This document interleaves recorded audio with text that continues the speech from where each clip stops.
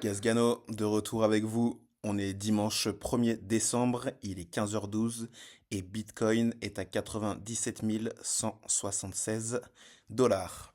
Alors, suite de la vidéo précédente où on regarde rapidement l'indicateur que j'utilise qui est Market Cipher.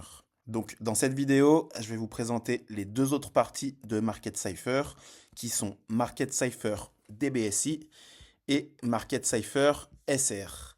Je vous rappelle qu'avec le lien en description, vous pouvez aller voir le site de Market Cipher et vous renseigner sur cet indicateur.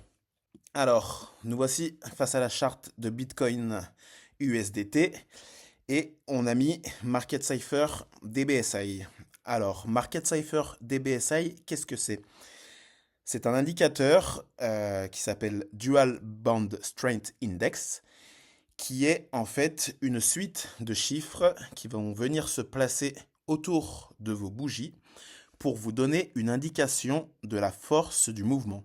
Ces indications, elles sont placées au-dessus et en dessous et elles sont données par des numéros qui varient de -5 à +25. Donc, les numéros en dessous de vos bougies vont vous donner la force des boules dans le mouvement, face aux numéros qui sont au-dessus de vos bougies qui vont vous donner la force des bears. Alors, je m'explique. On peut voir par ici, sur cette bougie par exemple, que au niveau de cette bougie, on a un score des boules qui est de 18 et à la bougie suivante, on a un score de 19 face à un score des bears qui est de -5 et -5. Si on continue à avancer sur les bougies, on voit que les boules perdent en force, on arrive à 9 et les bears prennent en puissance, on passe à -2. Donc ça nous indique que le mouvement boule est en train de s'affaiblir et les bears reprennent de la force. Donc ces indications-là, elles vont pas vous servir à rentrer dans un trade, mais plutôt à manager un trade et vous donnent des indications pour savoir quand il est peut-être temps de sortir de votre trade ou à l'inverse, de voir quand le mouvement prend de la force et rester dans le trade. Donc un autre exemple, ici on est toujours sur Bitcoin en 1 heure. On peut voir qu'à ce moment-là, on avait un score de 9 pour le côté bull face à un score de 2 pour le côté bear. Et on voit le score des boules qui augmente 17, 18 face au bear qui diminue, -5, -5, -3. Donc par exemple, si vous étiez en longue sur une de ces bougies. Donc vous pouvez voir qu'à partir de là, votre score des boules vous dit de rester dans le trade.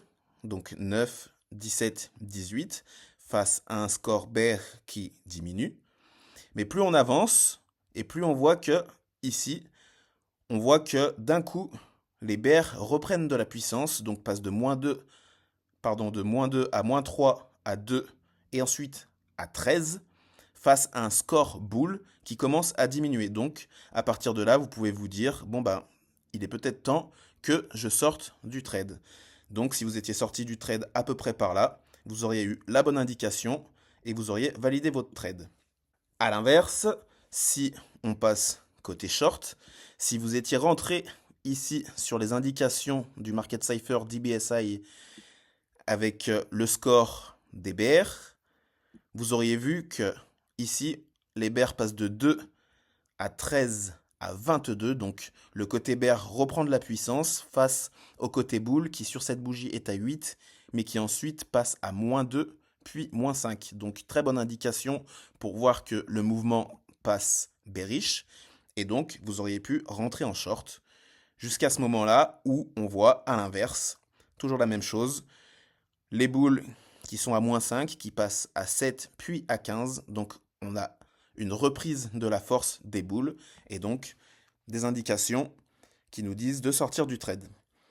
Donc vous pouvez regarder ces indications sur toutes les time frames et donc en concordance avec toutes les time frames, vous pourrez savoir plus ou moins quand la trend continue ou quand elle s'arrête.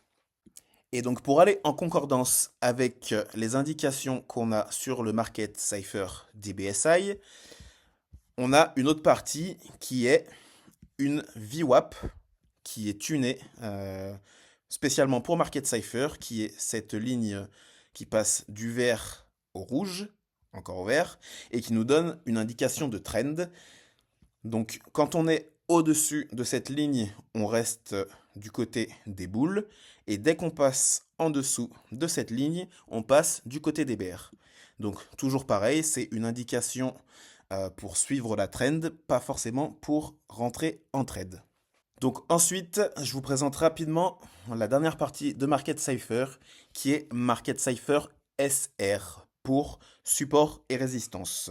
Cette partie de l'indicateur est la plus simple, mais néanmoins est aussi très efficace. Donc Market Cypher SR, il va vous donner ces petits points que vous voyez sur la charte, en jaune, en bleu et en violet, qui sont calculés par Market Cypher pour vous donner des supports et des résistances. Donc vous avez en jaune les points de support, en violet les points de résistance et en bleu les niveaux intermédiaires qui ont servi de support ou de résistance dans le passé.